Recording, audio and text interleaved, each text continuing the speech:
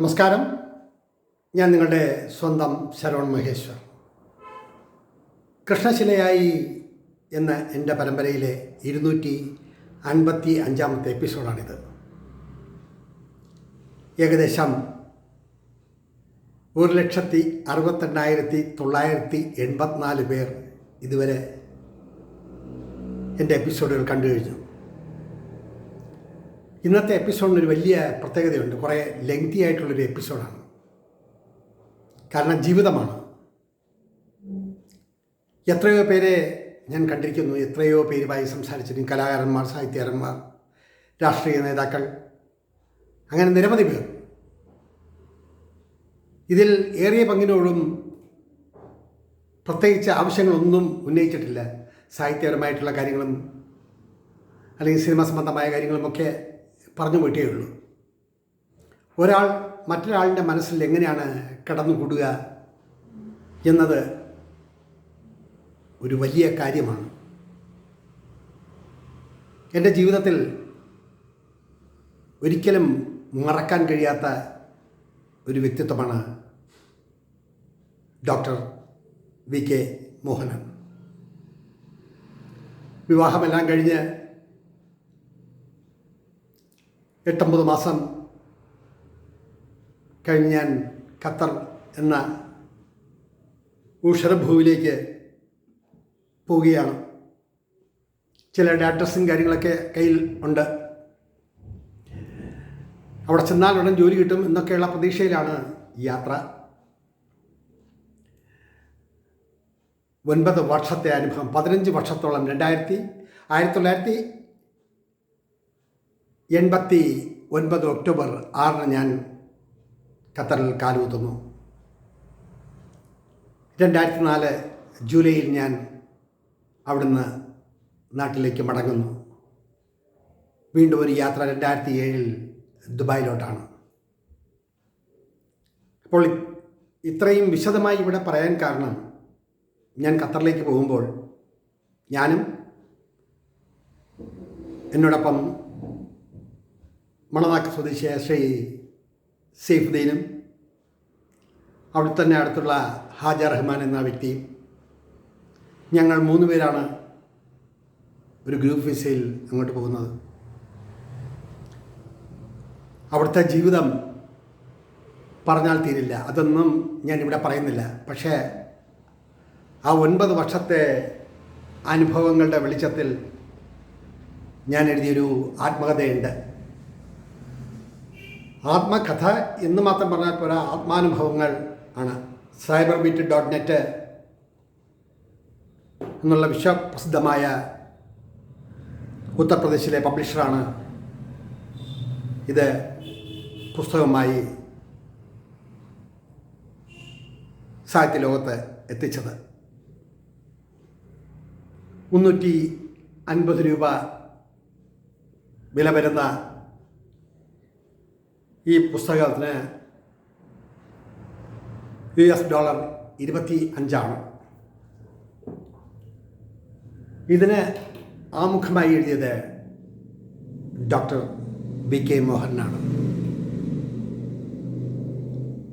അദ്ദേഹത്തെക്കുറിച്ച് പറഞ്ഞു തുടങ്ങുമ്പോൾ ഒരു ചരിത്രം രചിക്കപ്പെടുന്നു എന്ന് വേണം പറയാൻ. കാരണം ഒരാളുടെ മനസ്സിൽ ഒരാൾ എങ്ങനെ കടന്നുകൂടും,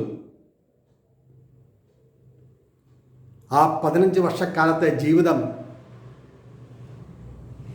പ്രയാസങ്ങളുടെയും ബുദ്ധിമുട്ടുകളുടെയും കഷ്ടപ്പാടിൻ്റെയും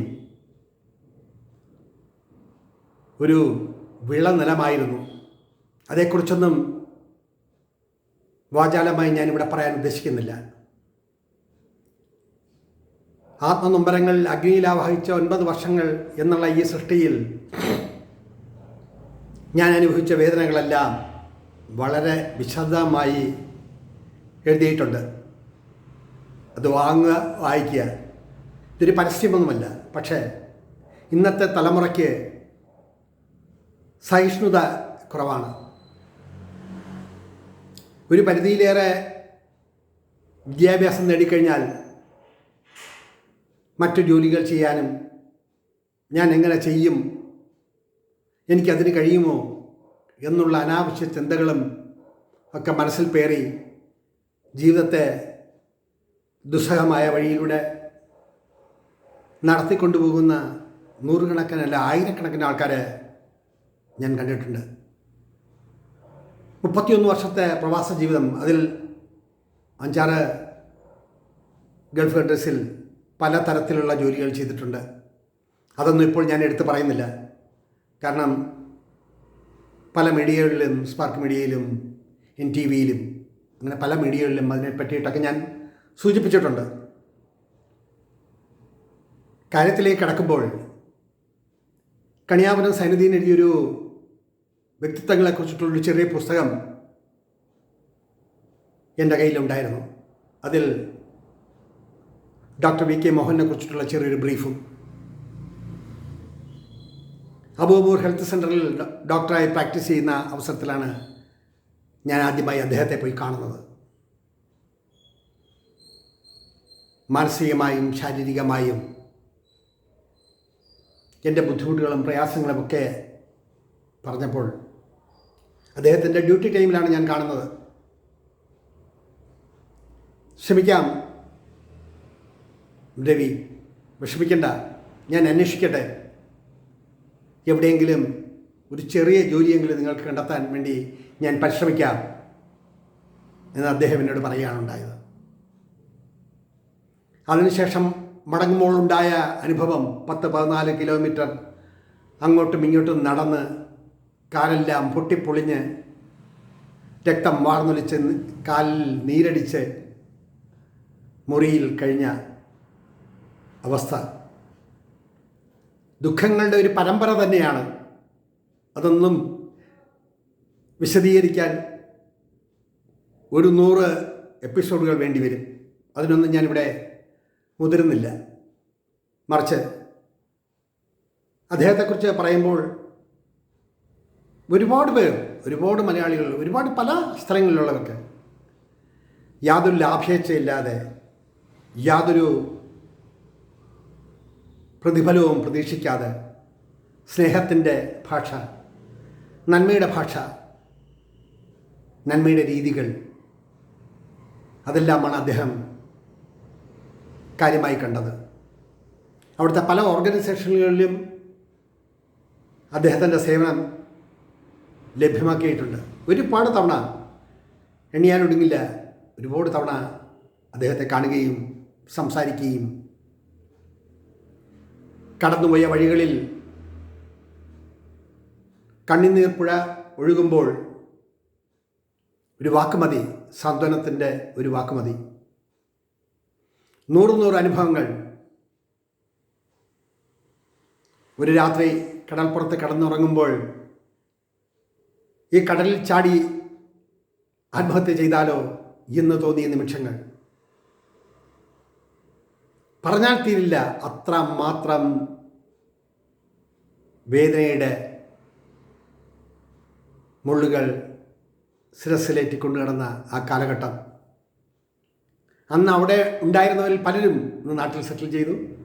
ഞാനും നാട്ടിൽ സെറ്റിൽ ചെയ്തു. പക്ഷെ നമ്മുടെ മനസ്സിൽ എന്നും ഓർമ്മിക്കത്തക്ക രീതിയിൽ ഒരാളെ കൊണ്ടു നടക്കണമെന്നുണ്ടെങ്കിൽ, അദ്ദേഹത്തിന് വേണ്ടി നല്ലത് പ്രാർത്ഥിക്കണമെന്നുണ്ടെങ്കിൽ, അദ്ദേഹം നമ്മുടെ മനസ്സിനെ എത്ര സ്വാധീനിച്ചിരിക്കും. അദ്ദേഹം അവിടുത്തെ ഖത്തറിലെ പ്രശസ്തമായ 5 സ്റ്റാർ ഹോട്ടൽ റംദ റെനേസൻസ് ഹോട്ടലിൽ എനിക്ക് ഒരു ജോലി വാങ്ങിത്തരികയും, അവിടുത്തെ അനുഭവങ്ങളൊന്നും ഞാനിപ്പോൾ വിശദീകരിക്കുന്നില്ല. ചെറിയ പോസ്റ്റിൽ നിന്നും വലിയ പോസ്റ്റിലേക്ക് വരികയും അങ്ങനെ ഉള്ള കുറേ കാലം, അതിനുശേഷം ഇന്ത്യൻ എംബസിയിൽ അഡ്മിനിസ്ട്രേറ്റീവ് ഓഫീസറായിട്ട് ജോലി വാങ്ങി തരുന്നതിനും ഒത്തിരി പ്രയത്നിച്ചതും ഡോക്ടർ VK മോഹനാണ്. പണ്ട് മുതലേ, കണ്ട കാലം മുതലേ ഞാൻ അഭിസംബോധന ചെയ്യുന്ന ചേട്ട എന്നാണ്. ഒരുപാട് വിഷമങ്ങൾ, അതൊന്നും ഇവിടെ പറഞ്ഞാൽ തീരില്ല. അദ്ദേഹം ഇപ്പോൾ കോസ്മോപൊളിറ്റൻ ഹോസ്പിറ്റലിൽ ഫിസിഷ്യനായി പ്രാക്ടീസ് ചെയ്യുന്നു. തിരുവനന്തപുരത്ത് ഉള്ളൂരാണ് താമസം. എൻ്റെ ആ 15 വർഷക്കാലത്തെ അനുഭവങ്ങൾ ഇപ്പോൾ നിങ്ങളോട് ഇത് പറയുമ്പോൾ പോലും മനസ്സിൽ അന്നത്തെ അനുഭവങ്ങൾ വിങ്ങൽ സമ്മാനിക്കുകയാണ്. ഒന്നും രണ്ടുമല്ല, നൂറുകണക്കിന് അനുഭവങ്ങൾ. അതിൽ നിന്നെല്ലാം മുക്തി നേടി അവിടുന്ന് ദുബായിലേക്കും അവിടുന്ന് സൗദിയിലേക്കും ബഹറിലേക്കും അങ്ങനെ നിരവധി രാജ്യങ്ങളിൽ നിരവധി മേഖലകളിൽ വർക്ക് ചെയ്യാനും സർവശക്തൻ്റെ കടാക്ഷം കൊണ്ട് ഇന്ന് സാഹിത്യവും കലയുമൊക്കെയായി മുന്നോട്ട് പോകുമ്പോഴും ജീവിക്കണം എന്നുള്ളൊരു തോന്നൽ ഓരോ വ്യക്തിയിലും സത്യത്തിൻ്റെയും ധർമ്മത്തിൻ്റെയും നീതിയുടെയും മാർഗത്തിലൂടെ മുന്നോട്ട് പോവുക. നമ്മുടെ ജീവിതം ക്ഷണഭങ്കുരമാണ്.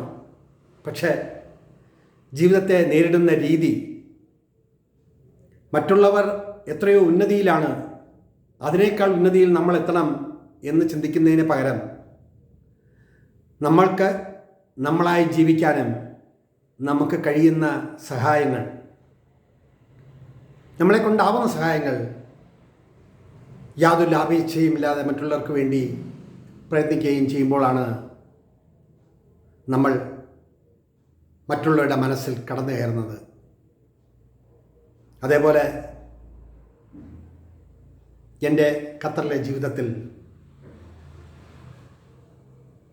ജോലിക്കായിട്ടായാലും അല്ലാതെ ആയാലും ഒരുപാട് സഹായങ്ങൾ അദ്ദേഹം എനിക്ക് വേണ്ടി ചെയ്യുകയുണ്ടായി. ഇന്ത്യൻ എംബസിയിലെ ജോലിയിൽ നിന്ന് വിട്ട് റാസ്ഗ്യാസ് എന്ന സ്ഥാപനത്തിലേക്ക് കയറുമ്പോഴും ഉയർച്ചയിലും താഴ്ചയിലുമെല്ലാം ദോഹ ഓൾഡ് എയർപോർട്ടിന് അടുത്തുള്ള വീട്ടിൽ താമസിക്കുന്ന അദ്ദേഹത്തെയും കുടുംബത്തെയും ഞാൻ ഇടയ്ക്കിടയ്ക്ക് കാണാറുണ്ടായിരുന്നു, സംസാരിക്കാറുണ്ടായിരുന്നു. അദ്ദേഹത്തിൻ്റെ മകൾ രശ്മി മധു പ്രശസ്ത ചലച്ചിത്ര പിന്നണി ഗായികയാണ്. അതോടൊപ്പം തന്നെ ഡോക്ടറുമാണ്. അദ്ദേഹത്തിൻ്റെ 2 ആൺമക്കളുണ്ട്. എല്ലാവരും നല്ല രീതിയിൽ ജീവിക്കുന്നു. ഈ അവസരത്തിലും അദ്ദേഹം കലയോടും സാഹിത്യത്തോടും എല്ലാത്തിനോടും താല്പര്യം കാണിക്കുന്ന ഒരു വ്യക്തി. അദ്ദേഹത്തിൻ്റെ മഹിമ എടുത്തു പറയാൻ ഒരു സംഭവം മാത്രം, ഒരുപാട് അനുഭവങ്ങളും ഒരുപാട് സംഭവങ്ങളുമുണ്ട്.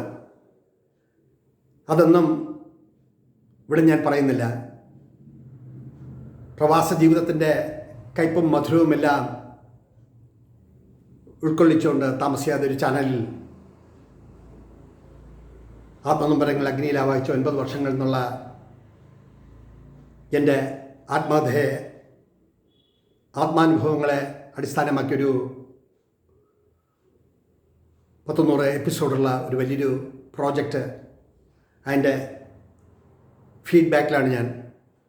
അതുകൊണ്ടാണ് അതേക്കുറിച്ചിട്ടൊന്നും പറയാൻ കഴിയുന്നത്. എങ്കിലും ഒരു സംഭവം മാത്രം, ഒരുപാട് അനുഭവങ്ങളുണ്ട്, ഒരുപാട് സംഭവങ്ങളുണ്ട്. അദ്ദേഹത്തിൻ്റെ നന്മയെക്കുറിച്ചിട്ടുള്ള ഒരു കാര്യം മാത്രം ഞാനിവിടെ പറയാം. അന്ന് ഓയിൽ റിഗിൽ എന്താണ് പണി എന്നൊന്നും അറിയാൻ കഴിയാത്തൊരു കാലഘട്ടത്തിലാണ് 2-3 പേർക്ക് വേണ്ടിയിട്ട് ദോഹയിൽ നിന്നും ഒരു കമ്പനി ലേബേഴ്സിനെ എടുക്കുന്നുണ്ട്. അങ്ങനെ 2-3 ആൾക്കാർക്ക് വേണ്ടി അവർക്ക് വേണ്ടി സംസാരിക്കാൻ ഞാനും പോയി സംസാരിച്ചു. അതിൽ 2-3 പേർക്ക് കിട്ടി ജോലി. ഒടുവിൽ ഞാനും ആ ജോലിക്ക് ജോയിൻ ചെയ്തു. ദുബായിൻ്റെയും സൗദിയുടെയും ബോർഡറിലായിട്ട് ഓയിൽ ഫീൽഡിൻ്റെ അഡ്നോക്ക് കമ്പനിയുടെ, ലോകപ്രശസ്തമായ അഡ്നോക്ക് കമ്പനിയുടെ ഓയിൽ ഡ്രില്ലിംഗ് ഫീൽഡിൽ ലേബേഴ്സായിട്ട് ഞങ്ങൾ ജോയിൻ ചെയ്യുന്നു. 40 അടി പൊക്കമുള്ള ഫ്ലോറിൽ കയറി നിൽക്കുമ്പോൾ കാലും കൈയും വിറയ്ക്കുകയാണ്. നിലത്തിറങ്ങണോ നിലത്ത് ചാടണോ? 1-2 3.5 മാസക്കാലം അവിടെ ജോലി ചെയ്തു. അങ്ങനെ ഒരു രാത്രി എൻ്റെ സുഹൃത്തിന് ഒരു ഡ്രില്ലിംഗ് സ്റ്റേഷനിൽ വെച്ചൊരു അപകടമുണ്ടായി. അവിടുന്ന് പൊക്കിയെടുത്ത് ഒരു പിക്കപ്പിൽ കിടത്തി. പിക്കപ്പിന് കവറൊന്നുമില്ല, തണുത്ത് വിറച്ച്. അവിടുന്ന് അദ്ദേഹത്തെ നേരിട്ട് കൊണ്ടുവരുമ്പോൾ ഞാൻ മോഹനേട്ടനെ വിളിച്ചു പറഞ്ഞു, ചേട്ടാ ഒരു സഹായം ചെയ്യണം, എൻ്റെ ഒരു ഫ്രണ്ട് അനങ്ങുന്നില്ല, അയാളുടെ കണ്ണൊക്കെ വല്ലാണ്ടിരിക്കുന്നു, റിഗിൻ്റെ 40 അടി മുകളിലുള്ള അവിടെ വെച്ചിട്ട് അത് പൈപ്പിന് ക്ലിപ്പിടുന്നൊരു ക്ലിപ്പ് 4-5 ടൺ വെയിറ്റുള്ളൊരു ക്ലിപ്പാണ്. ആ ക്ലിപ്പിൻ്റെ ഒരു ഭാഗം വന്ന് ഇടിച്ച് ഇയാൾ ബോധരഹിതനായി വീണു. ഞാനങ്ങനെ പിക്കപ്പിൽ ഹോസ്പിറ്റലിൽ കൊണ്ടുപോകാനായിട്ടാണ് വരികയാണ്. ചേട്ടനൊന്ന് വെയിറ്റ് ചെയ്യാൻ പറ്റുമോ? ഇയാൾക്ക് വേണ്ടൊന്ന്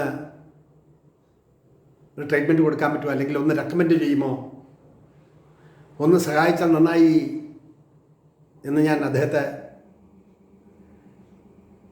വിളിച്ച് പറയുകയാണ്. അപ്പോൾ തന്നെ ഏകദേശം രാത്രി 9-9:30 മണി കഴിഞ്ഞു. ഹാജ റഹ്മാൻ എന്നാണ് അദ്ദേഹത്തിൻ്റെ പേര്. അദ്ദേഹം ഇപ്പോൾ ആറ്റിങ്ങിൽ ബിസിനസ്സൊക്കെ ചെയ്യുന്നുണ്ട്, സുഖമായിട്ടുള്ള ജീവിതം. അദ്ദേഹത്തിനെ പിക്കപ്പിലിട്ട് കൊണ്ടുവരുമ്പോൾ ഇദ്ദേഹം ജോലി ചെയ്യുന്ന ആ സ്ഥലത്ത് യഥാർത്ഥത്തിൽ ഡ്യൂട്ടി കഴിഞ്ഞ് ഉച്ചയോടെ അടുപ്പിച്ച് ഡ്യൂട്ടി കഴിഞ്ഞ് പോകാനായിട്ടുള്ള തയ്യാറെടുപ്പിലിരിക്കുമ്പോഴാണ് ഞാൻ അദ്ദേഹത്തെ വിളിച്ച് സംസാരിക്കുന്നത്.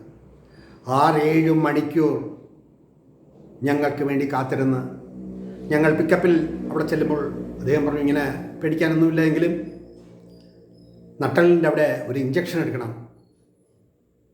അങ്ങനെ എന്തൊക്കെയോ പരിശോധിച്ച് ഒരു ഇഞ്ചക്ഷനൊക്കെ എടുത്ത് ഒരു 1-2 മണിക്കൂർ കഴിഞ്ഞപ്പോൾ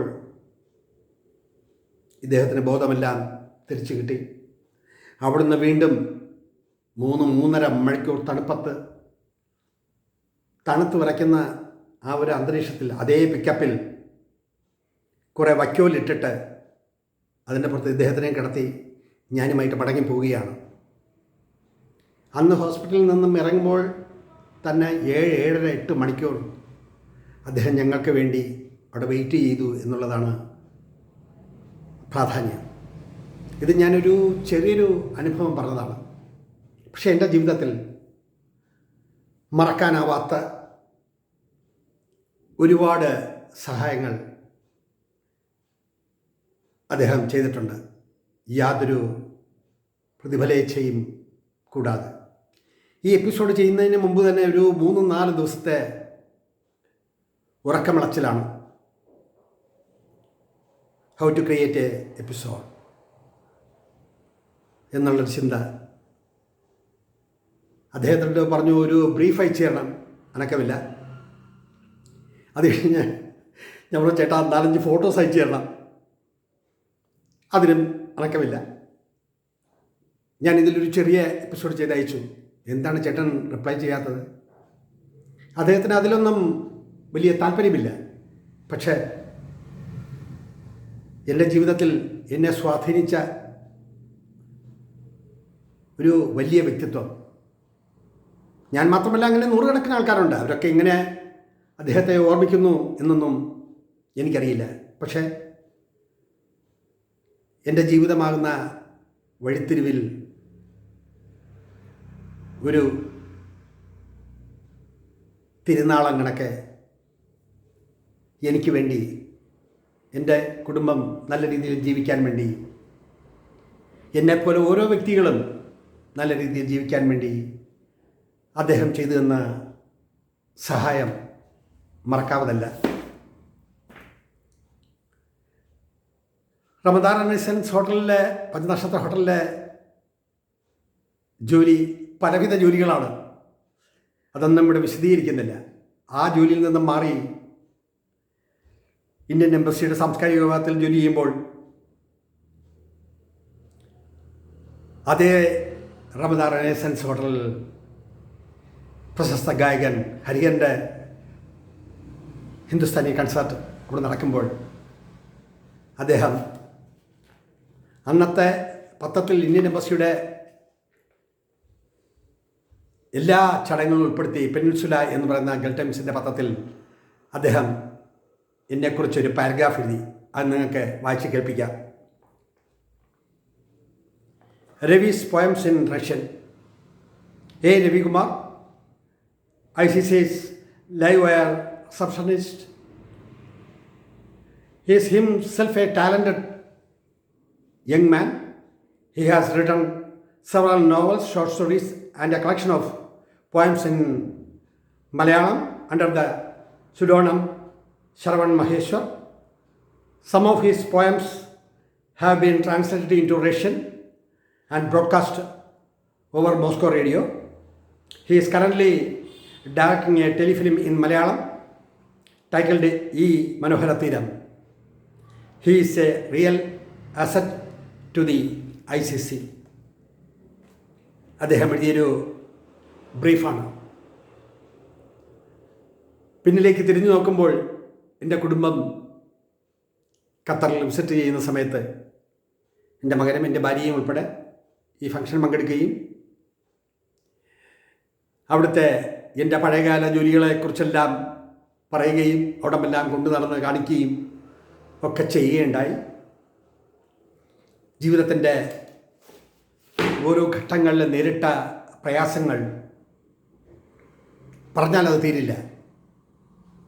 വേദാന്തം പറയുന്ന മാതിരി പറഞ്ഞു പോവുകയില്ല, മറിച്ച് ഇന്നത്തെ ജനറേഷൻ, പുതുതലമുറ ഒരു ചെറിയ പ്രയാസങ്ങൾ പോലും അവർക്ക് താങ്ങാൻ കഴിയുന്നില്ല. ഒരു ചെറിയ പ്രശ്നം പോലും അവർക്ക് സോൾവ് ചെയ്യാൻ കഴിയുന്നില്ല.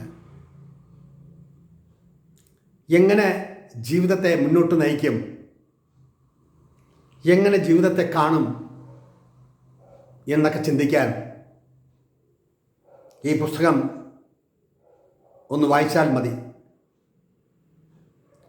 2 തവണ വായിച്ചാൽ മനസ്സിലാകും ജീവിതം എത്രത്തോളം കാഠിന്യം നിറഞ്ഞതാണ് എന്നുള്ളത്. ഈ കൃതി എഴുതിയ ശേഷം മലയാള സാഹിത്യത്തിലെ പലരെ കൊണ്ടും ആമുഖം എഴുതിക്കണം. എൻ്റെ മനസ്സിലന്ന് കടന്നു വന്നത് MG, തകഴി, പൊൻകുന്നമർക്കി, സി രാധാകൃഷ്ണൻ, അങ്ങനെ ഒരുപാട് പേരുടെ പേരാണ്. ഈ ഗ്രന്ഥത്തിനൊരു ആമുഖം എഴുതാൻ എൻ്റെ ജീവിതം നേരിൽ കണ്ട, എൻ്റെ ജീവിതത്തെക്കുറിച്ച് പഠിച്ച, എന്നെക്കുറിച്ച് പഠിച്ച ഡോക്ടർ VK മോഹനനോട് ഞാൻ ഇതേപ്പറ്റി പറഞ്ഞപ്പോൾ അദ്ദേഹം ഒന്ന് ചിരിച്ചതേ ഉള്ളൂ. എഴുതുമെന്നോ എഴുതില്ല എന്നോ പറഞ്ഞില്ല. അതിൻ്റെ കയ്യെഴുത്ത് പ്രതി അദ്ദേഹത്തെ ഏൽപ്പിക്കുമ്പോൾ ഞാൻ കരുതി ഈ അടുത്ത കാലത്തെങ്ങാനും ചേട്ടൻ ഇത് വായിച്ചിട്ട് റിപ്ലൈ ചെയ്യുമോ എന്ന ശങ്ക എനിക്കുണ്ടായിരുന്നു. എങ്കിലും നിരന്തരമായി ഞാനിങ്ങനെ മെസ്സേജും മെയിലും ചെയ്തുകൊണ്ടിരിക്കുകയാണ്.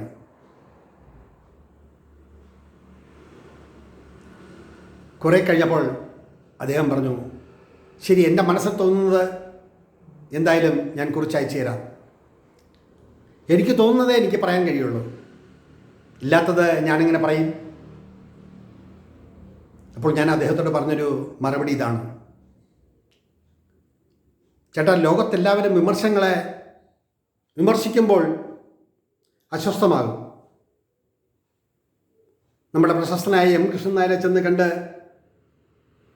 തൊഴുതു നമസ്കരിച്ച് പറഞ്ഞതാണ്, എൻ്റെ പുസ്തകത്തിനെ ഒന്ന് വിമർശിച്ചു തരൂ,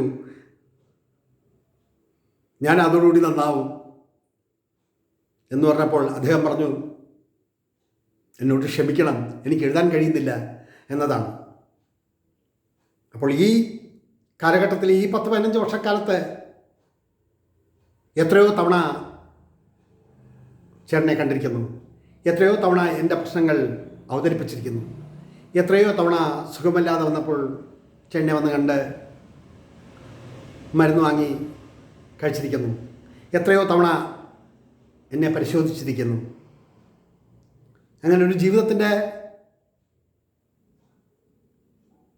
വിവിധ ഘട്ടങ്ങളിൽ അദ്ദേഹത്തെ കാണാനും സംസാരിക്കാനും ഒക്കെ കഴിഞ്ഞത് ഒരു ഭാഗ്യമായി ഞാൻ കാണുന്നു. തിരുവനന്തപുരത്ത് വന്ന ശേഷവും അദ്ദേഹത്തെ ഞാൻ പോയി കണ്ടിരുന്നു 2-3 തവണ. യാതൊരു മാറ്റവുമില്ല.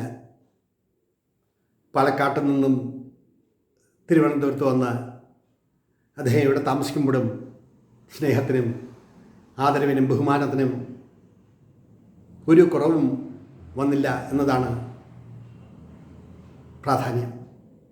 അദ്ദേഹത്തിന് ഇതിൻ്റെ ഒരു കൈയെഴുത്ത് കോപ്പി കൊടുക്കാൻ കഴിഞ്ഞില്ല. താമസമിന ഒരു കോപ്പി അദ്ദേഹത്തിന് എത്തിക്കണമെന്നുണ്ട്.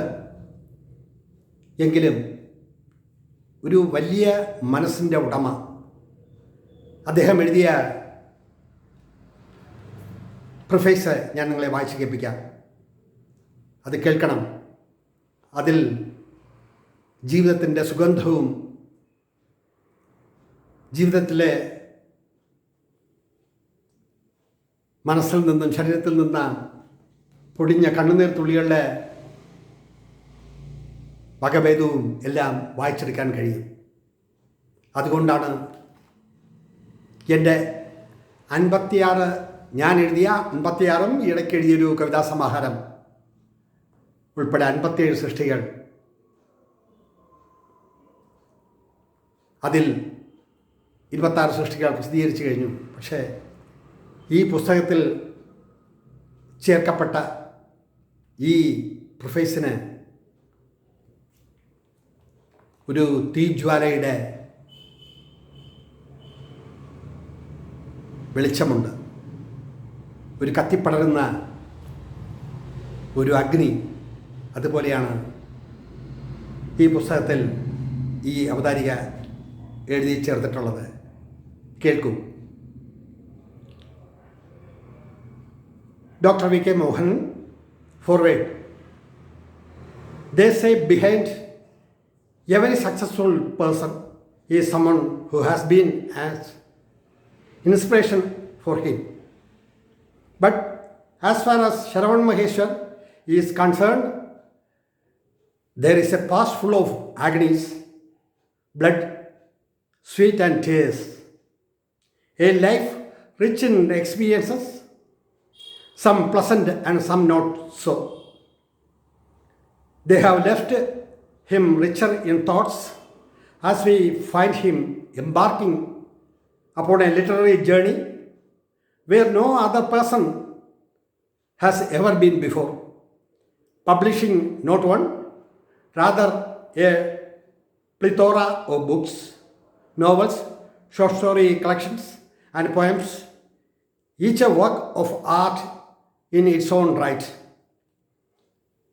My own interaction with Shravan dates back to the year 1989 when I was working in Qatar as a physician heading a primary health center. On that fateful day, here was a handsome young man standing in front of me, waiting for his turn to see me.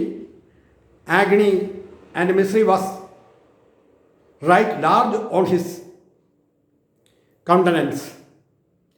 In the few minutes he spent with me, he narrated his life story to me. Failing to find his feet in God's own country, it was then no surprise that he too, like many a man in those days, chose to try his luck in the oil-rich country of Qatar, desperately knocking at several doors to find any employment in vain. He had come to see me. Some wisecrack had produced a directory of prominent and influential Indians. Needless to mention that my name too figured in it. Coming to the conclusion that I was the panacea for all his ailments.